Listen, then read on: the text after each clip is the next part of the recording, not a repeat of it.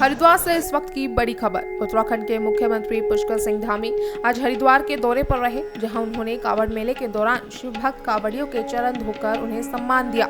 ओम पुल के पास भगवा स्तंभ का शिलान्यास किया और खास बात ये रही कि इस दौरान हेलीकॉप्टर से कांवड़ियों पर पुष्प वर्षा भी की गई। मुख्यमंत्री ने मां गंगा के तट पर भगवा स्तंभ का शिलान्यास किया, साथ ही रुद्राक्ष माला, फल और गंगा जल भेंट कर देश भर से आए शिव भक्तों का स्वागत किया और श्रद्धा की इसी भावना को और ऊंचाई मिली जब हेलीकॉप्टर से कांवड़ियों पर फूलों की वर्षा की गई। मुख्यमंत्री पुष्कर सिंह धामी ने मीडिया से बातचीत करते हुए बताया कि कांवड़ियों के चरण धोकर ऐसा लगता है जैसे भगवान शिव की सेवा कर रहे हो। मां गंगा के इस पवित्र तट पर शिव भक्तों का स्वागत करना हमारे लिए सौभाग्य की बात है।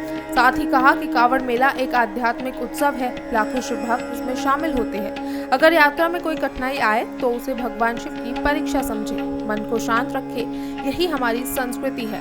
देखिए, ये कांवड़ यात्रा जो है बहुत ही हमारी पवित्र यात्रा है और इसका अपना एक बहुत पौराणिक महत्व है। और ऐसे लंबी यात्रा, लंबी दूरी तय करके, सैकड़ों हजारों किलोमीटर दूरी तय करके माँ गंगा के तट से जल लेकर लोग अपने अपने गंतव्य स्थानों की ओर प्रस्थान करते हैं। बड़ी कठिन यात्रा होती है और ये शिव भक्त हमारी आस्था श्रद्धा के प्रतीक है।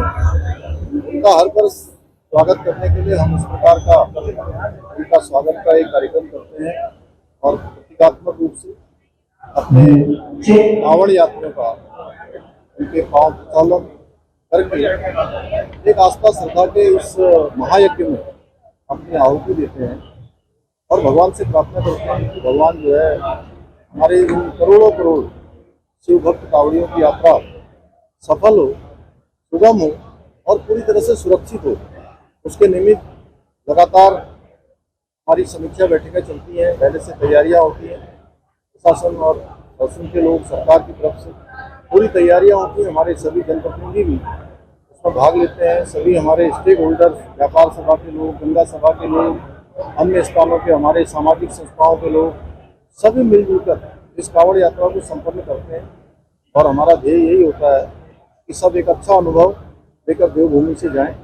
मैं सभी का इस कांवड़ यात्रा में स्वागत करता हूँ, सबका अभिनंदन करता हूँ और महादेव से प्रार्थना करता हूँ कि सबकी यात्रा अच्छी हो।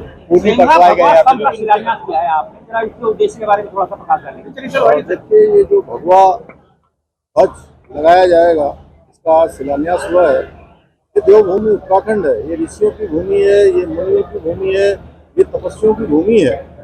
आदि गुरु शंकराचार्य जी से लेकर स्वामी विवेकानंद जी तक अनेक महापुरुषों ने यहाँ तपस्या की।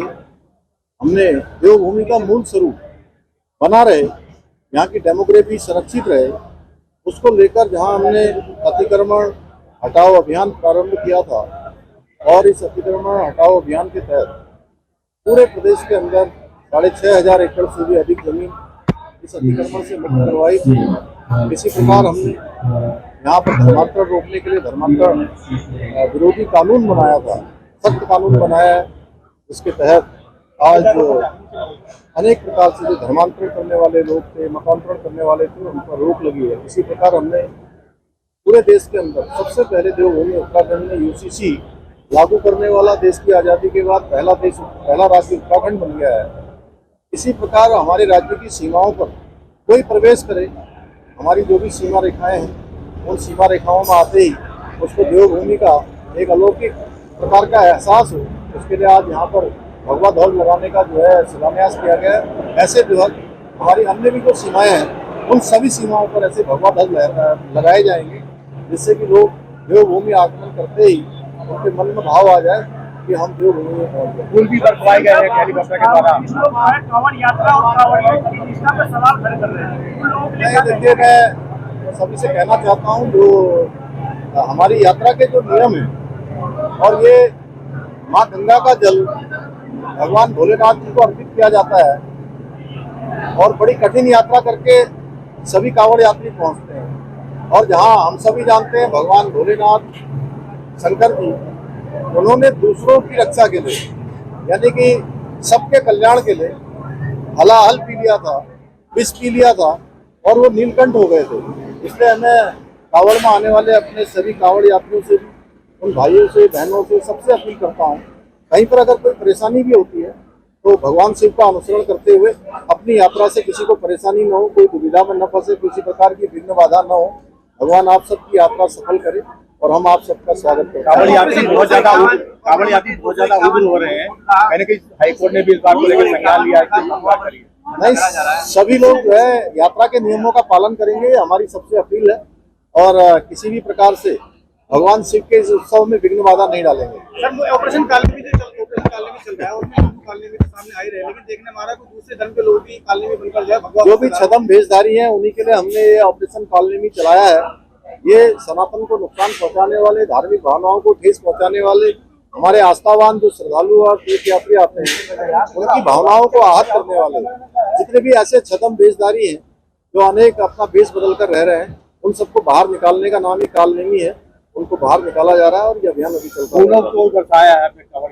वो प्रत्येक वर्ष हम फूल बरसाते हैं, क्योंकि हमारे शिव भक्त कांवड़ी हमारे लिए बहुत ही आस्था श्रद्धा के प्रतीक है। इनका स्वागत होना चाहिए, अभिनंदन होना चाहिए, अभिनंदन होगा। कांवड़ मेले को लेकर सरकार की तैयारियां व्यापक है। सेवा शिविरों से लेकर सुरक्षा बलों तक हर स्तर पर व्यवस्थाएं चाक चौबंद है और पुष्प वर्षा जैसे आयोजन इस भक्ति पर्व को और भी दिव्य बना रहे हैं।